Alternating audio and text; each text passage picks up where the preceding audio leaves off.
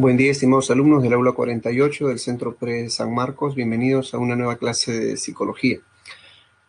Bien, para esta semana 16 tenemos como objetivo completar la información del tema desarrollo humano, ¿no?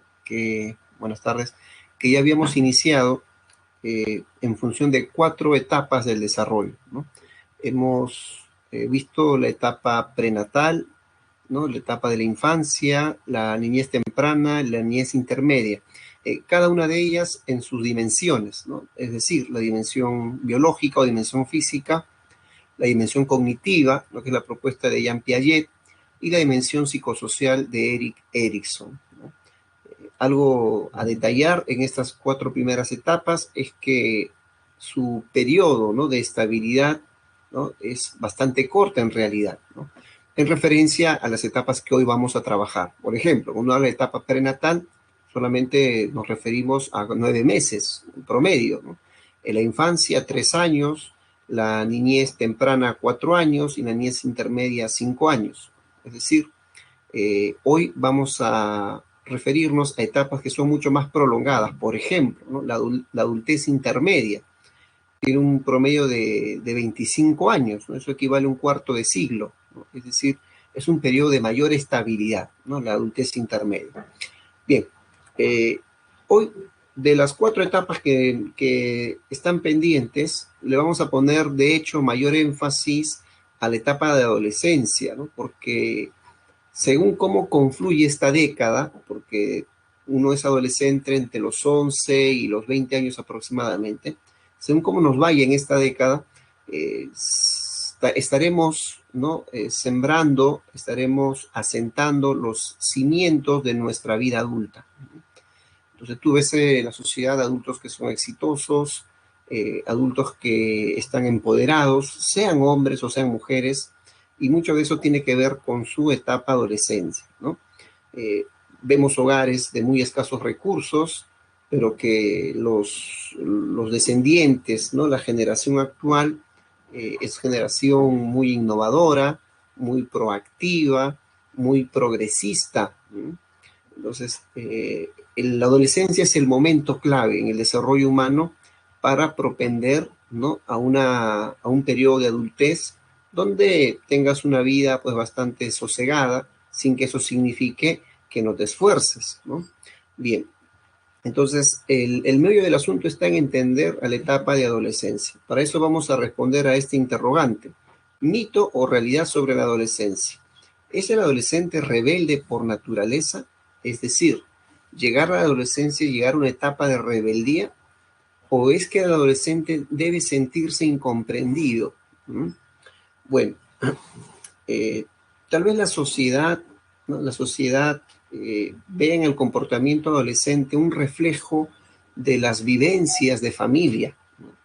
Eso es lo que la sociedad percibe en un adolescente, el reflejo de la vivencia en su familia. ¿Cómo es el adolescente, por ejemplo, en la escuela? ¿Cómo es el adolescente en algún grupo, ¿no?, o asociación, ¿no?, cultural? ¿Cómo es el adolescente en las reuniones familiares, etcétera, en el grupo de amigos? Mucho de ello tiene que ver con su formación familiar, ¿no?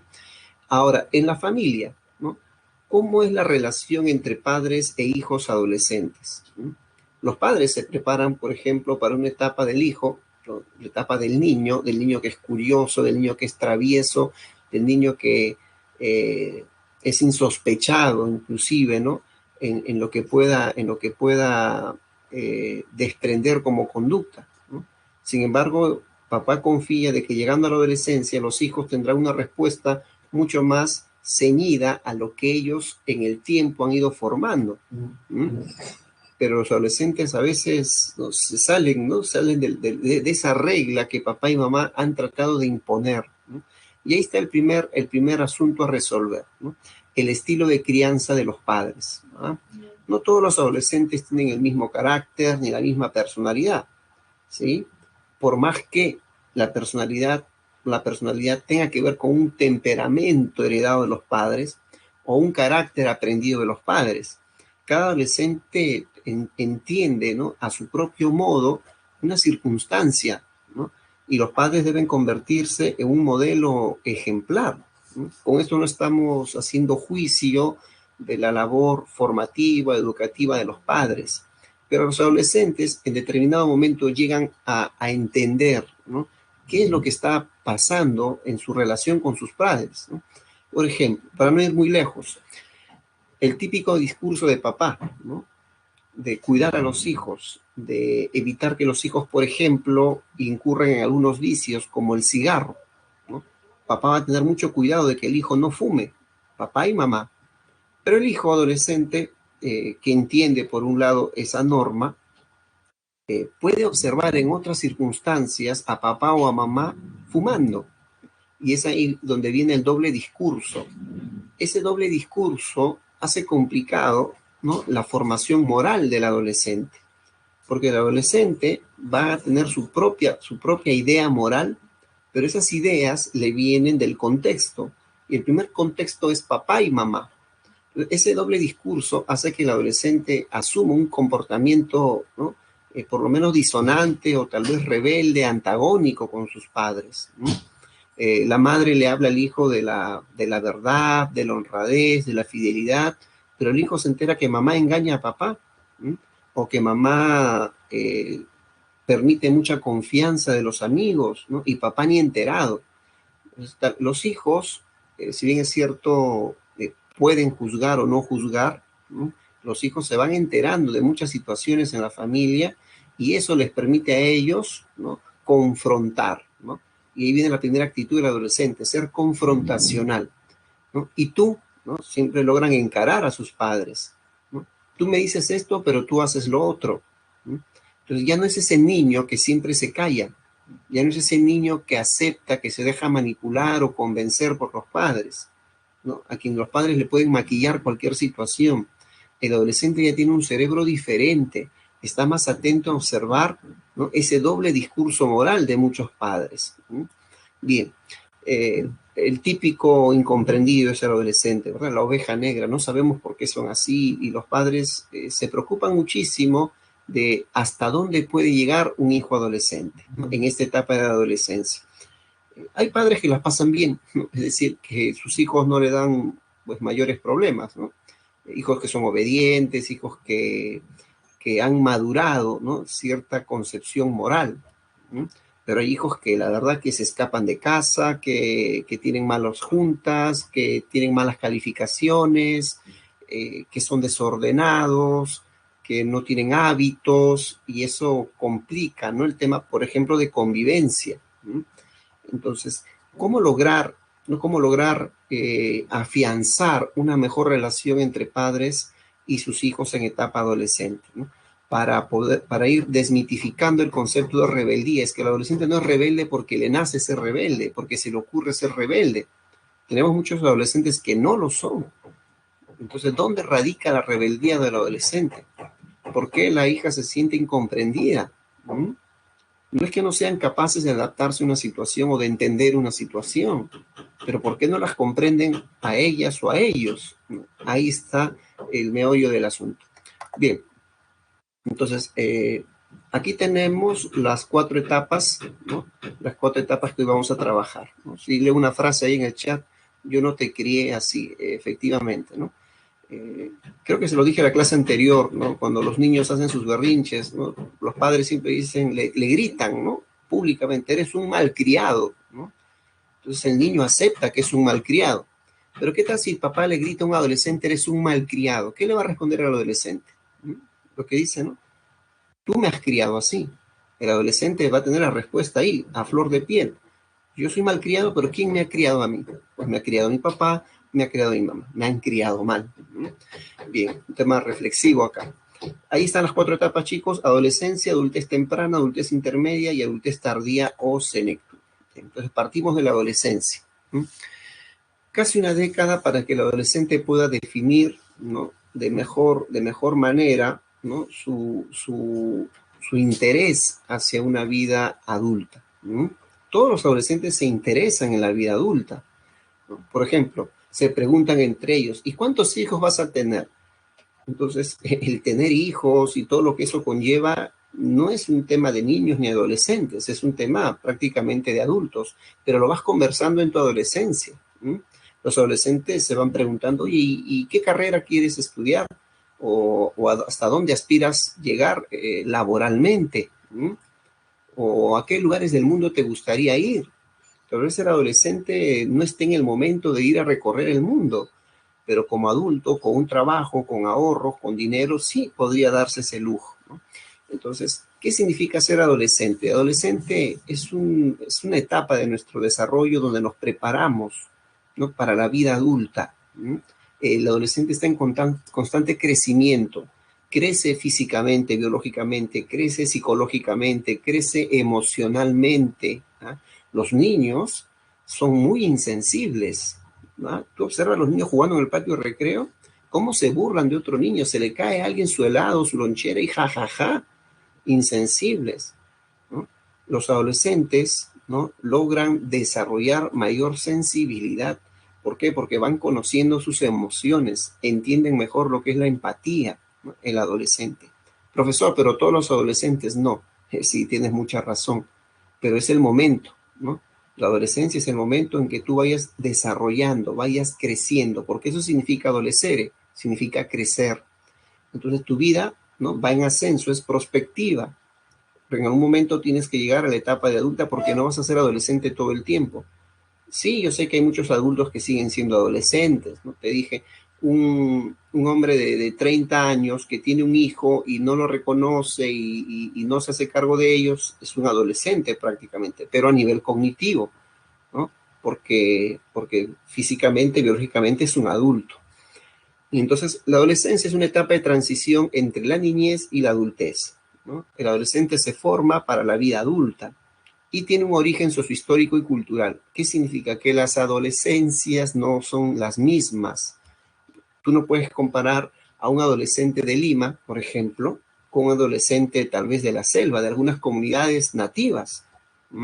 Son adolescentes, tienen tu edad, pero mientras tú tienes ahorita 15, 16, 17, 18 años y estás pensando forjarte un futuro académicamente hablando, ya en otras comunidades, los adolescentes de tu edad, 15, desde 14 años, ya son padres de familia o madres de familia. Ya tienen que trabajar para mantener su hogar. Bien. Entonces, eso es importante, ¿no? Saber que el contexto adolescente va a variar dependiendo del origen sociohistórico y cultural. A veces uno ve películas, por ejemplo, de la India y ve a niños, ¿no?, trabajando sin, claro, acá le llamamos explotación infantil, explotación laboral, ¿sí?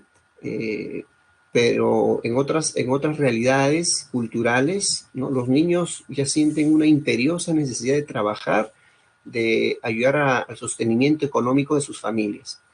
Bien, ahora, esa es la parte no genérica de lo que significa la adolescencia. Ahora vamos a trabajar las dimensiones, ¿no? Como la semana pasada, recuerdan, 3 dimensiones: dimensión biológica o física, dimensión cognitiva y dimensión psicosocial.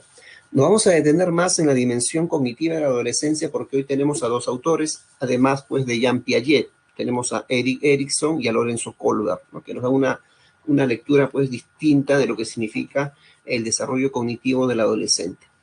Bien, la dimensión biológica o física de la adolescencia, ¿sí?, es conocida como pubertad. Con esto vamos a aclarar información de otras academias, de algunos libros que consideran a la pubertad como una etapa de desarrollo humano. No es así. La pubertad es la dimensión biológica o física de la adolescencia, ¿sí? Es decir, la pubertad está comprendida en la adolescencia.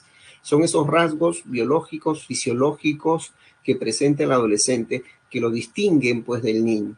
Entonces, cuando uno habla de pubertad, tiene que referirse a la maduración sexual, ¿no? Entonces, ya sabemos que biológicamente el ser humano es sexuado y posee 2 sexos. O eres varón o eres mujer, ¿no?, en el genoma humano. O eres varón o eres mujer. No hay un tercer sexo. Pero en esta etapa de la pubertad alcanzas capacidad reproductiva, ¿no? Entonces, tu madurez sexual, que es genital, va de la mano con tu capacidad reproductiva. ¿Mm? Y bueno, hay eventos de la pubertad que son reconocibles, como por ejemplo el crecimiento en base a la estatura, ¿no? Por eso tú puedes diferenciar a un niño de un adolescente simplemente por la talla, no necesariamente por su capacidad mental. Bueno, ¿cuáles son las características sexuales? Tenemos primarias y secundarias. Las características o caracteres sexuales primarios tienen que ver con la genitalidad, ¿no? Con la genitalidad. Sexo del varón, sexo de la mujer, genitales diferentes. No sé si alguien en el chat podría responder la siguiente pregunta, ¿no? Eh, ¿cuál es, ¿Cuáles son las gónadas sexuales reproductivas tanto del varón como de la mujer? ¿Cómo se llaman las gónadas sexuales reproductivas del varón y de la mujer? Entendiendo que gónada es una glándula y la glándula tiene como principal función segregar, ¿verdad? Entonces, ¿cuál es la gónada sexual reproductiva del varón o de la mujer? Vale equivocarse, no estamos aquí para aprender. A ver qué tanto, cómo vamos por ahí con la información. Ya nos llegó una respuesta y la primera respuesta que nos ha llegado es correcta, muy bien. Ahí están las gónadas sexuales reproductivas. Del varón son los testículos y de la mujer son los ovarios. Entonces, la gónada testicular que produce semen, produce esperma, pero para que produzca tiene que haber, no tiene que participar aquí, ¿no? Una hormona, ¿no? Llamada testosterona. Cuando comienza la producción hormonal de testosterona, entonces los testículos, que son una gónada sexual, producen semen o esperma. Igual le pasa a la mujer, ¿no? Sus ovarios, que se han formado desde el vientre materno, llega un momento en que se hacen maduros, ¿verdad? ¿Cuándo? Cuando dos hormonas también actúan, ¿no? Los estrógenos y la progesterona. ¿Ah? Eso hace posible que sus ovarios puedan producir esas semillitas llamadas óvulos, ¿verdad? Cuando el óvulo y el esperma se complementan, ahí tenemos como resultado la reproducción o la concepción. Entonces, los caracteres sexuales primarios tienen que ver con el sexo, tienen que ver con la genitalidad, tienen que ver con la maduración sexual. Ahora, ¿cómo identificamos la maduración sexual más allá del crecimiento del aparato reproductor del varón o el aparato reproductor de la mujer o de sus genitales? Pues tiene que ver con el periodo de espermatogénesis para el varón y el periodo de ovogénesis para la mujer. Claro, este periodo es el punto de partida, ¿no? Pero se hace notorio, en el caso del varón, su espermatogénesis con la espermaquia, que es la primera polución. Polución como sinónimo de eyaculación. Los niños no eyaculan, los adolescentes ya lo hacen. Eso es un indicador de su capacidad reproductiva, ¿correcto? En el caso de las mujeres, ovogénesis se manifiesta con la menarquia o primer periodo catamenial. Es donde los ovarios ya comienzan a producir óvulos que serán fértiles. Si no es fértil, no hay concepción, ¿no? Ahora, periodo catamenial, para los que no han escuchado antes este término, porque generalmente le llaman regla, no sé si me equivoco, creo que no, le llaman regla, le llaman estoy con mi periodo, estoy con la menstruación, ¿no? Pero el término correcto es periodo catamenial. Catamenial es un vocablo que significa cada mes, ¿no? Catamenial, cada mes. Entonces, el primer evento es la menarquia en la mujer y en el varón la espermaquia. Eso nos indica que ya estás maduro sexualmente para la reproducción, como varón o como mujer. Profesor, ¿y a qué edad? Bueno, la edad sí es relativa, ¿no? Hay mujeres que inician su periodo de ovogénesis a los 12 años, por lo general, a los 12 años. Pero hay quienes tienen que esperar hasta los 14 o 15 años. De repente has conocido un familiar, una amiga, que su primer periodo comenzó a los 14 o 15 años, ¿no?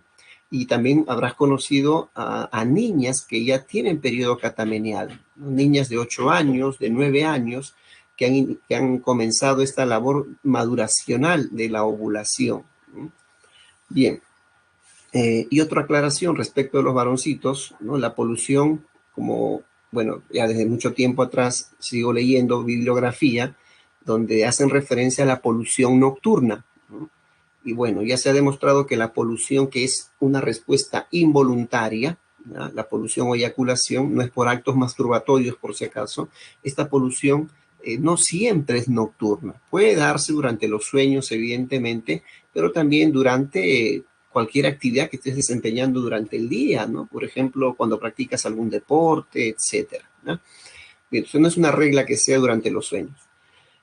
Y complementario a los caracteres sexuales primarios, tenemos los secundarios, que nos ayudan a distinguir cambios fisiológicos, ¿no? Y corporales.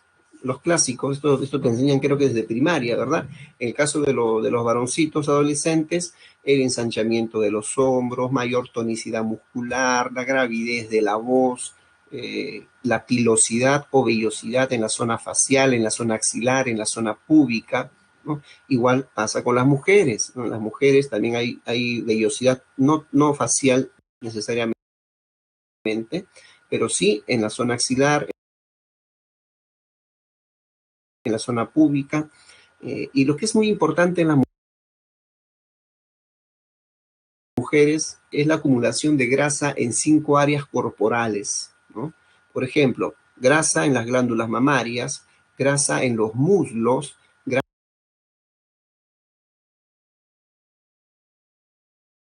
grasa en las caderas, grasa en los glúteos y grasa en la zona abdominal, ¿no? En la zona pélvica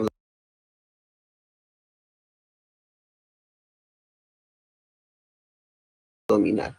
Ahora, no sé si alguien a través del chat nos pueda decir por qué razón, ¿no? La morfología, ¿no? De la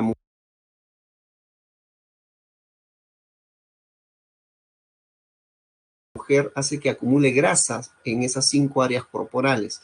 No sé si alguien tiene la respuesta.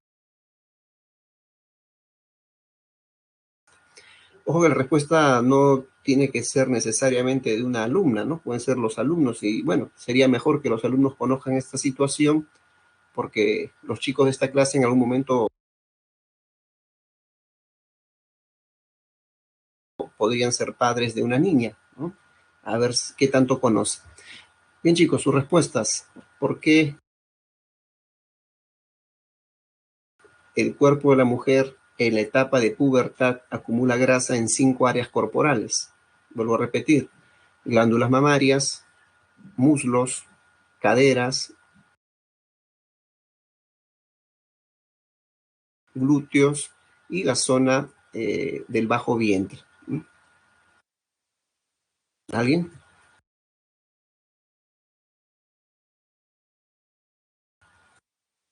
Ahí se están animando, muy bien. Me imagino que no están googleando, ¿no?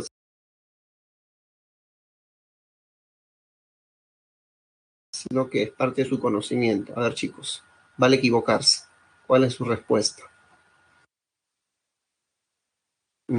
Factores hormonales, sí.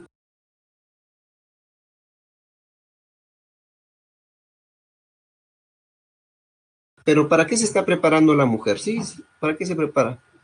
Correcto, creo que me leyeron la mente, ¿no? Sí, se prepara para ser mamá, correcto. El organismo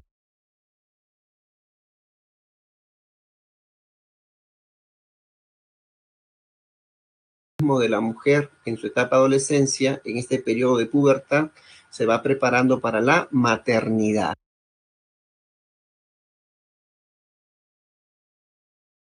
¿no?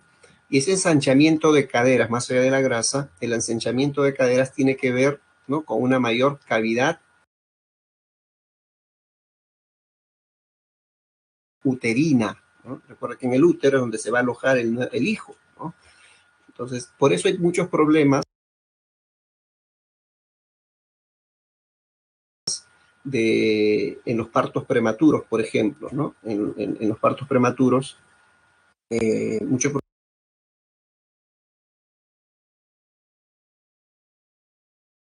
problemas de aborto, ¿no?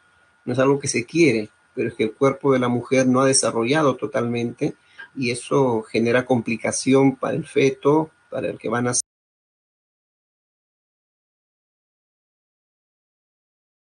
ser y también para la propia madre, ¿no? Por eso se trata de evitar, ¿no? Se trata de los famosos embarazos precoces. Hemos tenido historias, ¿no? De niñas embarazadas, niñas, ¿no? 10 años, 11 años, La razón es que su cuerpo ha madurado antes que las demás, ¿no? Tal vez a los 8 años empezó su periodo catamenial o a los 9 años se han registrado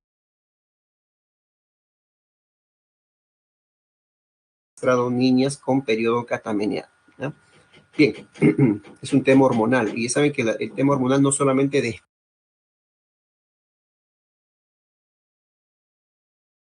despierta las respuestas fisiológicas, sino también con el tema hormonal despierta el deseo, ¿no? La atracción sexual, el interés sexual.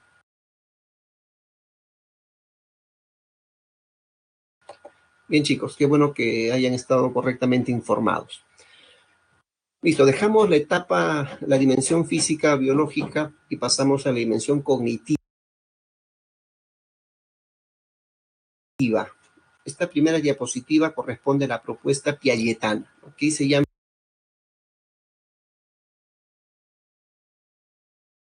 Piaget. Dejamos al niño, ¿no? Al niño intermedio de 7 a 11 años, que según Piaget tiene pues una capacidad mental de operaciones concretas, ¿no? Es decir, es de pensamiento reversible, tiene el principio de conservación,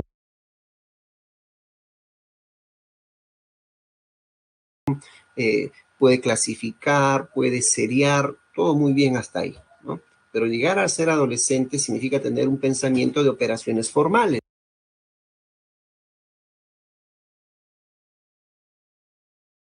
o una inteligencia de operaciones formales. ¿Por qué formal? Creo que lo vamos a entender mejor si les explico la diferencia entre las ciencias fácticas y las ciencias formales. Las ciencias fácticas, que vienen del latín factum,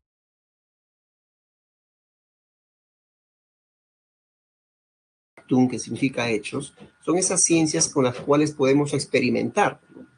A través de la observación de un proceso, ¿no?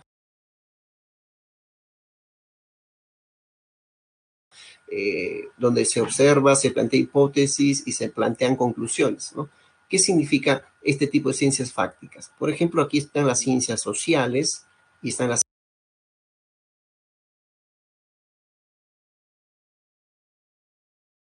ciencias naturales, la biología, la química, la física, la historia, la misma psicología, ¿no?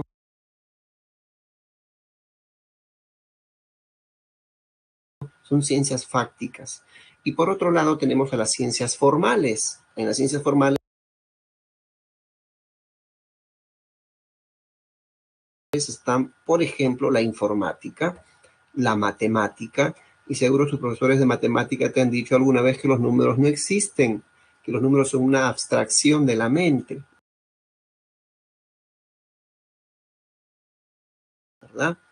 Entonces, ahí está el cerebro del adolescente, que es ya muy idéntico al cerebro de un adulto. Por eso al adolescente no los vas a engañar con facilidad. Si los papás quieren seguir tratando a sus hijos adolescentes como si fueran niños, craso error.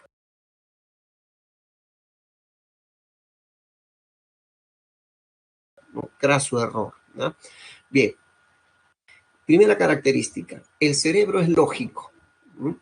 El cerebro es lógico. Significa que tú pasas de un lenguaje natural a un lenguaje lógico. El lenguaje natural lo entiende hasta los niños. Por ejemplo, si estudias, entonces ingresas a la universidad. Ese es el lenguaje natural. En el lenguaje lógico decimos si P, entonces Q. ¿Mm? Tenemos la variable P,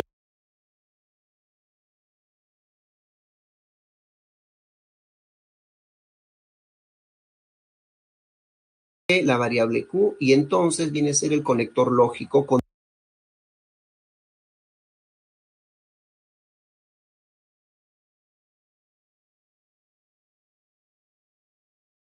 condicional. ¿Mm? Eso ya lo va entendiendo un adolescente, pero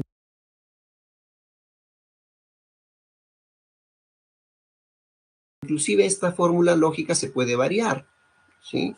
Y decimos si P, Q. La coma, que es un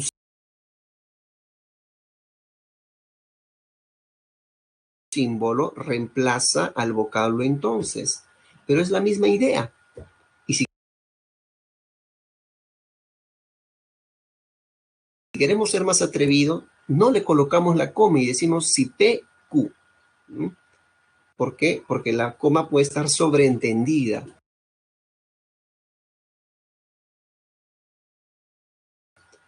Y este tipo de lenguaje es capaz de entender un adolescente.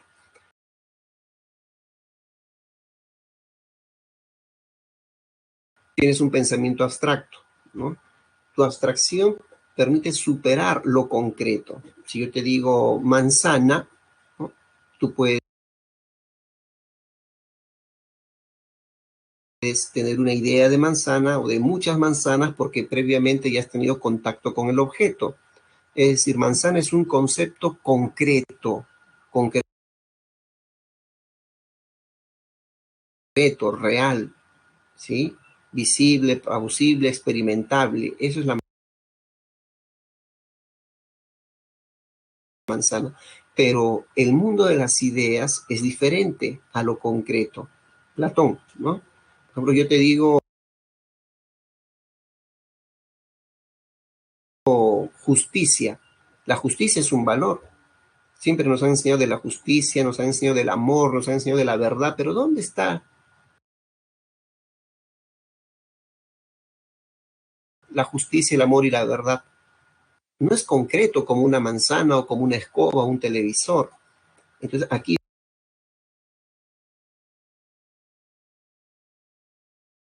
viene, ¿no?, el tema de las ideas, ¿sí? ¿Cómo le enseña un adulto a un niño sobre la justicia, sobre el valor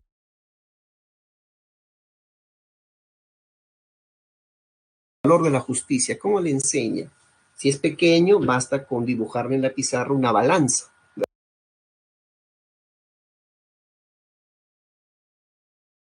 ¿verdad? La balanza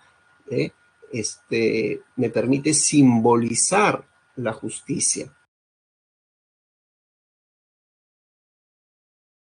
¿no? Es representativo de la justicia dibujar una balanza, pero el adolescente no va a entender con solamente una balanza, porque el adolescente te va a decir, profesor, ¿y por qué lo que es justo para uno es injusto para el otro? ¿Mm? Y ahí viene un pensamiento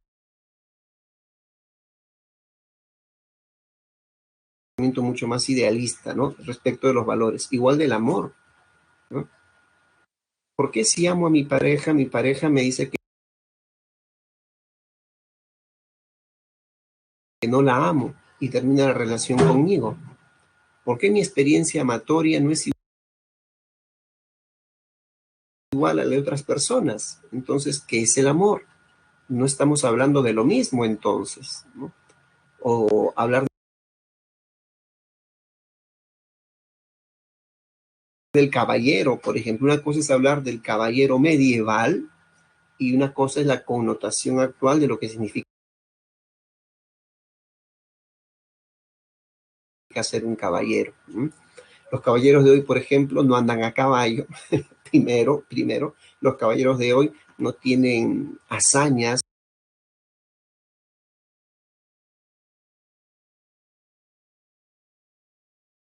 o proezas, ¿no?, en un campo de batalla. No se distinguen por ser, por ejemplo, altruistas o filántropos.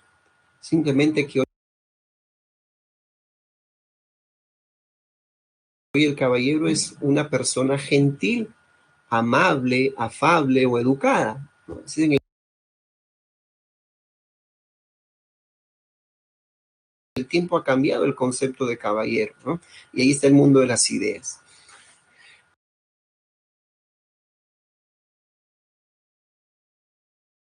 El pensamiento se vuelve hipotético y deductivo, ¿no? Ser hipotético le da la posibilidad al adolescente, ¿no?, de superar lo concreto, ¿no?, de ser mucho más versátil,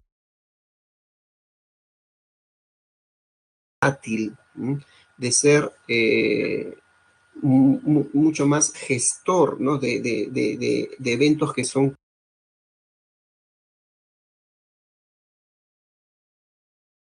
creativos, ¿no? Lo hace flexible de alguna manera. Ahora, el razonamiento deductivo es propio, es típico del adolescente. Los niños no tienen razonamiento deductivo. Lo que sí tiene un niño es razonamiento inductivo. Van de la parte al todo. Los niños, ¿no? El adolescente va del todo a las partes.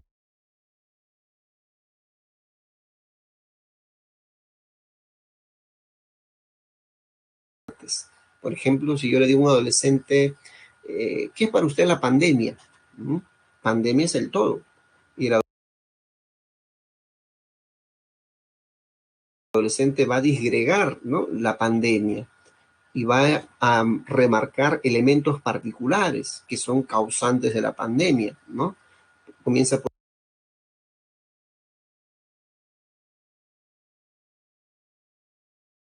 el concepto de virus, concepto de contagio o infección, concepto de política de salud, por responsabilidad social o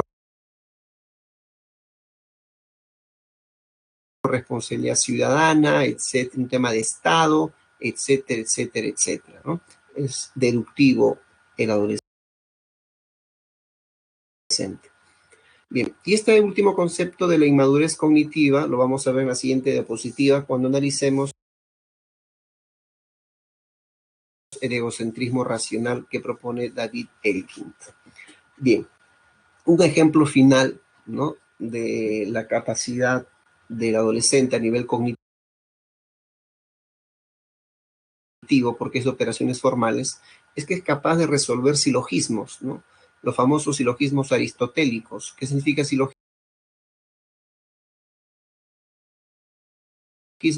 Con razonamiento, ¿no? Es la lógica con razonamiento. Y para un silogismo necesitamos tres premisas, ¿no? La premisa mayor, la premisa menor y la conclusión, ¿no? En la premisa mayor tenemos el término medio y el término mayor, y en la premisa menor tenemos el término medio y el término menor, y sabemos que en la conclusión no vamos a consentir el término medio. Y vamos a tener que ordenar término mayor y término menor. El término menor será siempre el sujeto y el término mayor será siempre el predicado.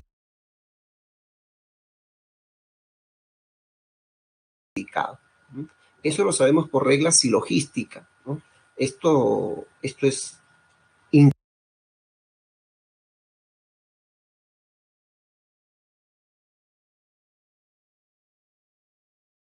inquietante y fascinante para un adolescente. Siente que cognitivamente está preparado para resolver cualquier tipo de silogismo, ¿no? Sabe que todo es un cuantificador universal y afirmativo. Y si tiene dos cuantificadores universales afirmativos, tiene que concluir del mismo modo, universal y afirmativo. No puede concluir de forma negativa de dos premisas afirmativas. No puede concluir de forma particular de dos premisas universales. Eso es por lógica. Bien.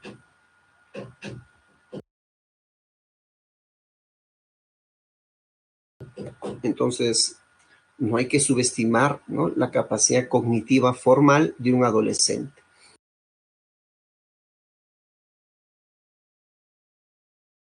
Listo. Ahora, otro de los autores que nos ayudan a entender la capacidad cognitiva del adolescente es David Elkind, quien propone el egocentrismo racional. En nuestra clase de la semana anterior,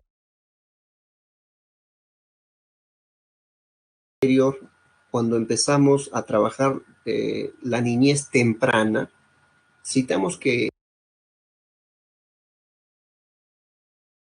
este niño de entre 3 a 7 años tiene animismo infantil. Animismo infantil, es decir, él es proclive a darle vida a objetos inanimados. Pero estábamos en la niñez y les dije, ¿no?, que ese animismo infantil del niño es un rezago de la infancia. Por eso es animismo infantil. Estamos en la niñez. Muchos se confunden. Animismo infantil, ya, es la infancia. No, no es así. Estamos en la niñez, ¿no? Igual sucede el día de hoy.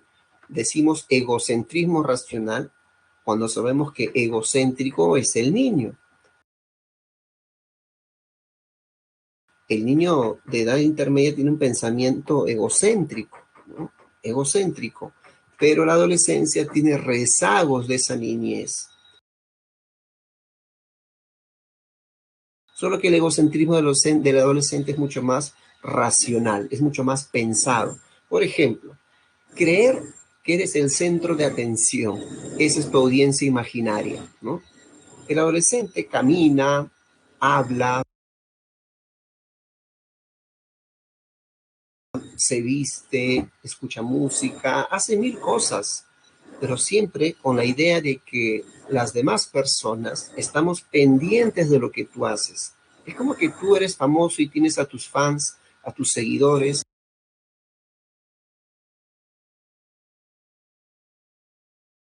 que están pendientes de tu vida. ¿Mm? Ingresar a un salón, a ver si tú te puedes plantear esta situación, ingresar a un salón. El salón ya está lleno de compañeros y está el profesor y tú llegas tarde y tienes que ingresar. ¿No? Dependiendo de tu autoestima, ¿cómo te sientes al ingresar al salón? ¿Te sientes intimidado por tus compañeros y el profesor? ¿O te sientes empoderado, por tus compañeros y el profesor? El sentirte intimidado es producto de la audiencia que tú tienes, de cómo percibes. Crees que tal vez todos ellos que están ahí te van a criticar de forma negativa.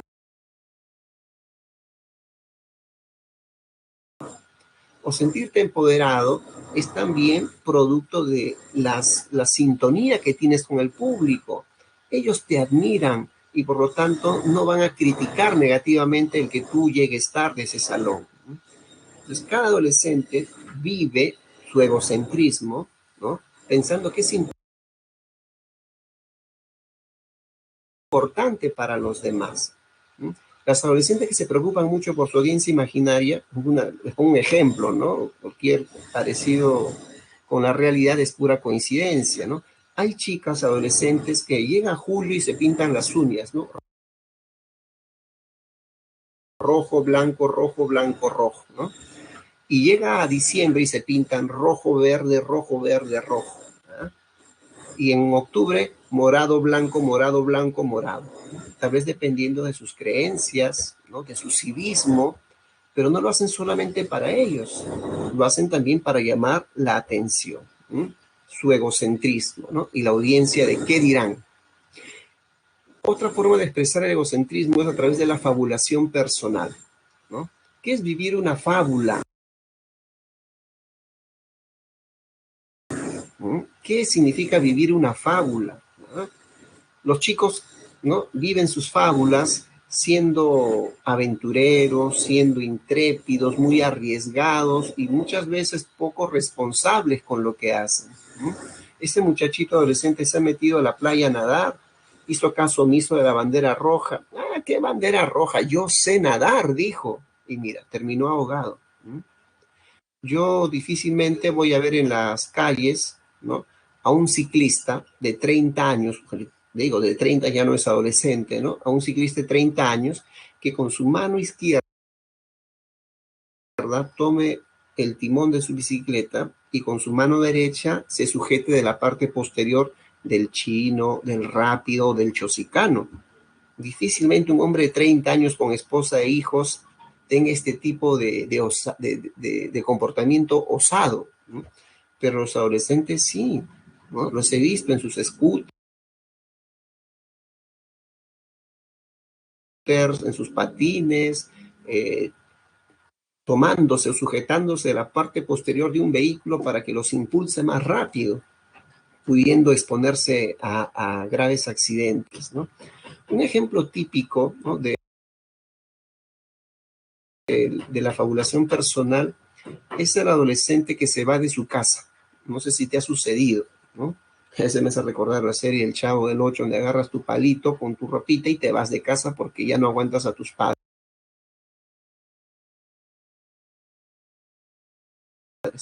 porque te hacen la vida imposible, ¿no? Entonces, dónde se ve ahí el egocentrismo? ¿Por qué un chico que se va de su casa incómodo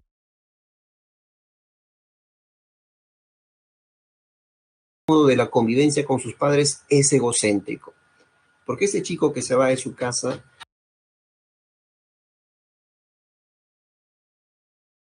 no piensa, no le importa en ese momento, ¿sí? La preocupación de sus padres, la angustia de mamá, de dónde estará durmiendo a mi hijo, qué estará comiendo, qué le puede pasar tantas cosas en la calle, que lo pueden violar, que lo pueden asaltar, que lo pueden matar. No, no, no. Solo piensas en ti, en tus problemas, en mi familia no me quiere, no me ama y me largo de esta casa. ¿Mm?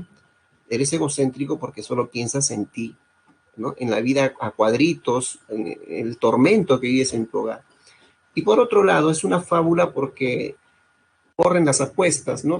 ¿Cuánto tiempo vas a soportar fuera de casa? Sin un techo, sin comida, sin asearte, sin ropa. ¿Cuánto tiempo? Y eso, si es que realmente estás en la calle y solo, porque la mayoría de los adolescentes que se van de su casa no se van a vagar, ya tienen en mente dónde ir a refugiarse, ¿verdad? A la casa de un tío, de un padrino, de la abuelita, de un amigo, de una amiga. Bueno, y ahí te van a soportar un tiempo, pero no toda la vida, ¿verdad? Por eso muchos de los adolescentes que viven esta fábula regresan a casa, ¿m? Con el rabo entre las piernas muchas veces. Bien.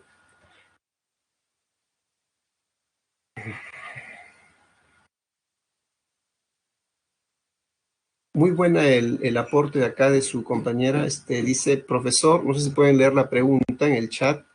En adolescencia aparecen los trastornos de personalidad como el histrionismo. Aclaramos primero. Según el DSM, que es el Manual Diagnóstico y Estadístico de los Trastornos Mentales, tenemos puesto una galería, ¿no?, de trastornos. Y las personas,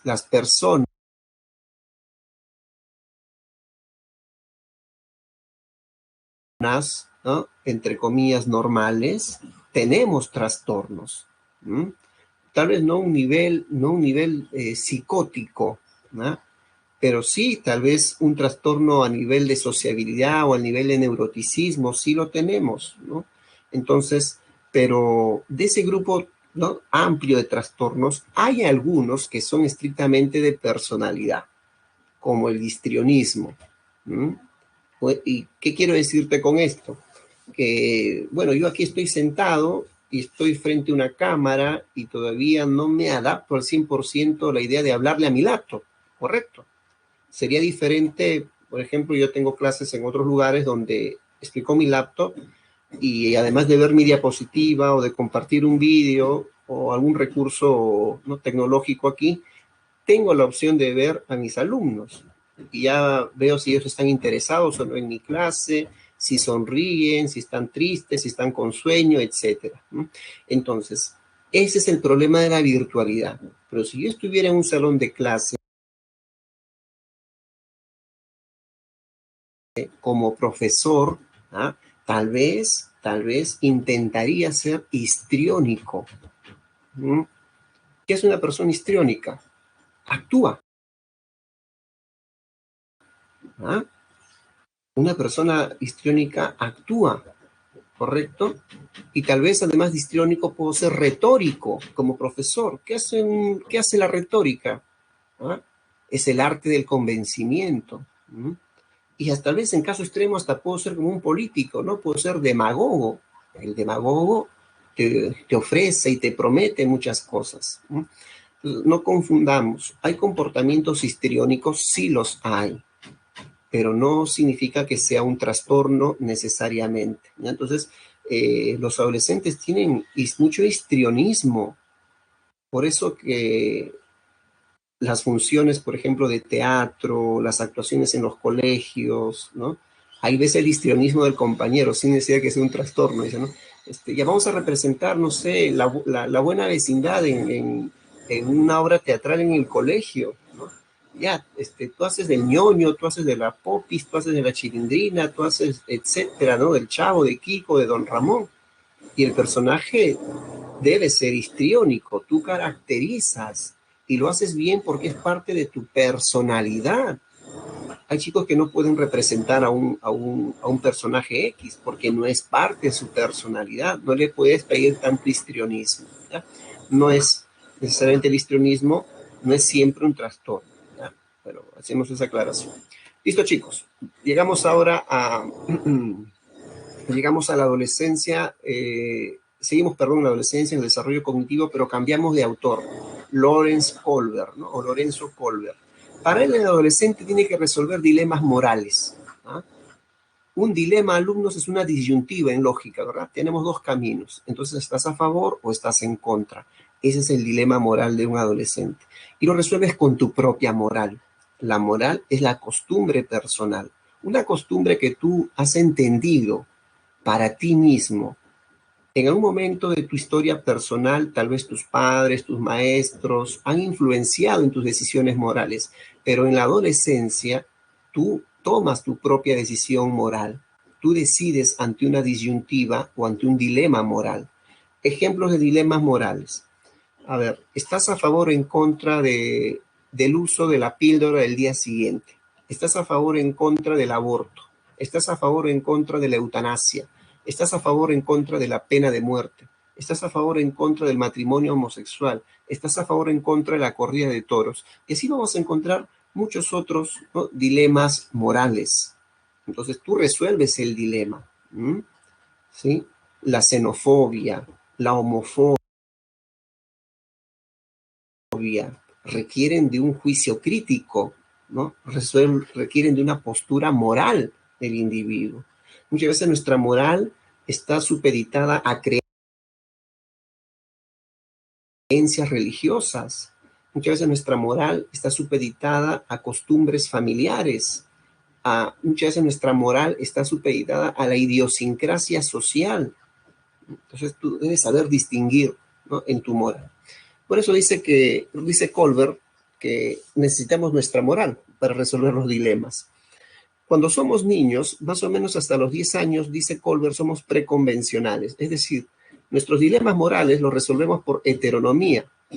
Esto significa basados en orientación moralista de nuestros padres y de nuestros maestros. Es como que el niño recién está formando su moral. Por ejemplo, hacer las tareas. El niño no siempre las hace de puro gusto, porque el niño va a preferir jugar, pero termina haciendo las tareas, ¿por qué? Porque se lo obligan, ¿no? Se le obliga. Entonces, la tarea lo hago porque voy a recibir un premio o porque voy a evitar un castigo. Así de sencillo. Y vamos a encontrar adolescentes que son preconvencionales y adultos que son preconvencionales. El nivel convencional. Lo convencional es lo usual, lo que todos estamos dispuestos a hacer. Entonces, los convencionalismos han existido siempre, son imposiciones. La humanidad en algún momento ha querido zafarse de lo convencional. Por ejemplo, el filósofo Diógenes de Sinope, él rechazaba las convenciones sociales de su época, por ejemplo, la familia, el Estado, ¿no? Él consideraba que uno puede prescindir de eso, pero ya te lo habían impuesto. Tiempo después, Nietzsche, el filósofo alemán, uno de los representantes del voluntarismo alemán, hablaba del superhombre, pero cualquiera no puede ser superhombre, porque la mayoría de personas son esclavos morales. Si tú quieres liberarte de esa esclavitud moral, tienes que superar, y ese es el superhombre, tienes que superar, por ejemplo, algunos conceptos. Y para eso hay que proclamar, decía Nietzsche, la muerte de Dios. Porque las religiones, ¿no?, las religiones limitaban, ¿no?, la creencia de las personas o la vida de las personas, no te permitían ser esencialmente libre. Entonces, en lo convencional, nosotros vamos a internalizar una norma o valor que socialmente se aceptó. Por ejemplo, pagar impuestos. Todos creemos que debemos pagar impuestos, ¿verdad? Pero no todos pagan. ¿Mm? O el matrimonio es otro aspecto convencional. Todos creemos que debemos casarnos porque mi mamá se casó, mi abuela se casó, mi bisabuela se casó. Pero el matrimonio es una respuesta de voluntad, de compromiso, más que de convención. Pero la sociedad está llena de convenciones. Aquí esta imagen te ha puesto la responsabilidad de un padre. Sí, la sociedad te dice que debes ser responsable como padre. Es tu deber ser padre. Esa es la convención. Pero naturalmente la paternidad es un derecho, no es un deber. Bien, y solo algunas personas logran ser postconvencionales, es decir, están regidos por su autonomía. Miren, ¿cuántos conductores como este señor de taxi devuelven el dinero que su pasajero olvidó? ¿Cuántos? ¿Mm? ¿Qué te dice la sociedad? ¿Qué te dicen tus padres? Más allá de lo que ellos te digan, está tu propio criterio moral, es decir, tu sentido ético. La ética es la disciplina filosófica que habla de la costumbre, de lo que es correcto, de lo que es aceptable como bueno. Y quienes son éticos son los que tienen una moral coincidente, ¿no? Entonces, este hombre prefiere realizar acciones buenas para vivir en un mundo bueno. Su sentido entonces no es personal, porque él puede decir, tengo un familiar que está enfermo de cáncer y este dinero me vino como una bendición. Gracias, señor pasajero, por olvidarse el dinero y yo lo necesito muchísimo, ¿no?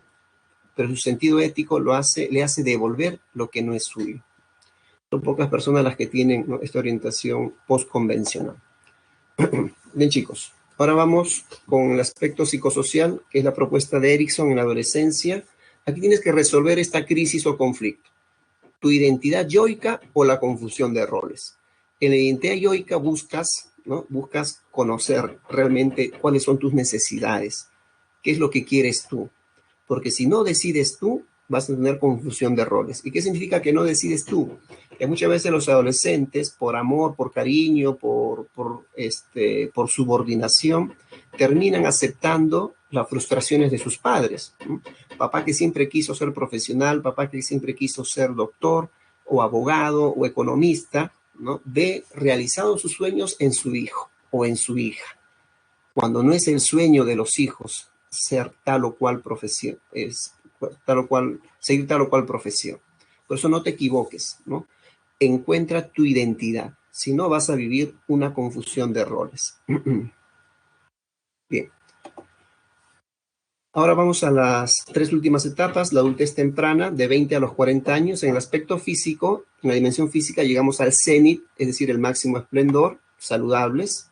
En el aspecto cognitivo, desarrollamos el pensamiento postformal, es decir, ahora somos dialécticos. La dialéctica, ¿no?, se desarrolla en la triada, tesis, antítesis y síntesis, ¿no? Es la forma de pensar de un adulto de esta edad, ¿no? Es mucho más flexible en la toma de sus decisiones.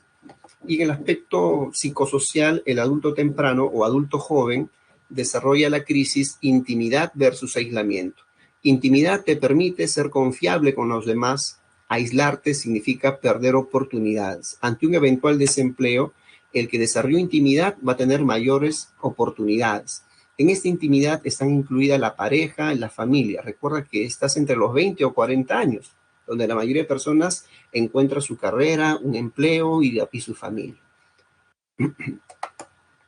En la adultez intermedia es la etapa más extensa, ¿no?, de 40 a los 65 años. En el aspecto físico viene un pequeño deterioro sensorial y lo más importante es el climaterio. El climaterio tiene que ver con un descenso hormonal, descenso de testosterona, descenso de estrógenos, descenso de progesterona. Eso genera en la mujer la famosa menopausia y en el varón la andropausia. En el aspecto cognitivo, por el contrario, alcanza el cenit, es decir, el máximo esplendor en la capacidad cognitiva. Será menos creativo, sí, pero es mucho más esforzado en su capacidad cognitiva. En el aspecto psicosocial, resuelve la crisis generar o estancarme. Por eso, este hombre, por ejemplo, si es de 50 años, tal vez ya tiene hasta nietos. Por lo tanto, él le va a pedir la lista de útiles a su hija, ¿no?, para ayudarle con esos útiles escolares a su nietecita o su nietecito. Se siente generoso. Igual en el trabajo, siempre está próximo a ayudar a los que tienen impericia, ¿no?, ayudarlos a ellos. De lo contrario, se sentirá frustrado. Esta es la edad donde resuelve un doble rol, es decir, se preocupa por sus hijos, a pesar de que sus hijos ya pueden ser mayores de edad, se sigue preocupando por ellos y también por sus padres. Si este hombre tiene 50 años y cuando él nació su mamá tenía 30, la mamá ya debe tener 80 años. Entonces, él se preocupa ahora por sus padres también. Y por último tenemos la adultez tardía o avanzada, ¿no? La senectud de 65 años a más. En el aspecto físico viene el deterioro sensorial, las enfermedades crónicas. No es sinónimo de llegar a esta edad de estar enfermo, chicos, pero la osteoporosis, el reumatismo, las lagunas mentales, el Alzheimer, esas enfermedades crónicas que pueden ver acá, ¿no? Los bronquios, el asma, tienen que ver con tu estilo de vida desde la adolescencia, ¿no? Ahí vas a recordar cuando en tu adolescencia fumabas tu marihuana, tu droguita, tus bebidas alcohólicas, cuando no dormías, cuando comías a la hora que te daba la gana. Todo eso te pasa factura a esta edad, ¿no? Simplemente es cuestión de esperar el momento o prepararse mejor. En el aspecto cognitivo, importante es la inteligencia cristalizada, más sabe el diablo por viejo que por diablo. La memoria a largo plazo es estupenda, por eso puedes recordar tus travesuras que hacías cuando tenías 8, 9, 10 años y se lo cuentas a tus bisnietos. Tu memoria de largo plazo. El problema está en tu memoria de corto plazo. Y por último, en el aspecto psicosocial, la crisis integridad versus desesperanza. Te sientes íntegro cuando tu evaluación de vida es positiva. Buen hijo, buen hermano, buen padre, buen abuelo, etc. Pero si no has sido bueno, viene la desesperanza. Vas a querer subsanar errores y en el tiempo ya es imposible. Aquí tienes que estar atento también al tiempo libre. Recuerda que a 65 años te jubilas. ¿Qué vas a hacer? ¿Vas a dar vuelta en tu casa molestando a la familia? Programa tu tiempo libre. Y por último aquí, el tema de la muerte también, ¿no? Ya has enterrado a 25 de tus amigos y en tu salón de promoción eran 26, ¿no? Ahora te toca a ti. Esta situación puede ser muy angustiante. Tienes que prepararte para la muerte también, ¿ya? Bien, chicos, atentos al chat. Ahí estoy compartiendo con ustedes las claves para esta semana 16. Bien, que tengas una bonita tarde, un bonito fin de semana y nos encontramos el próximo sábado a la misma hora. Cuídense mucho, chicos. Hasta pronto.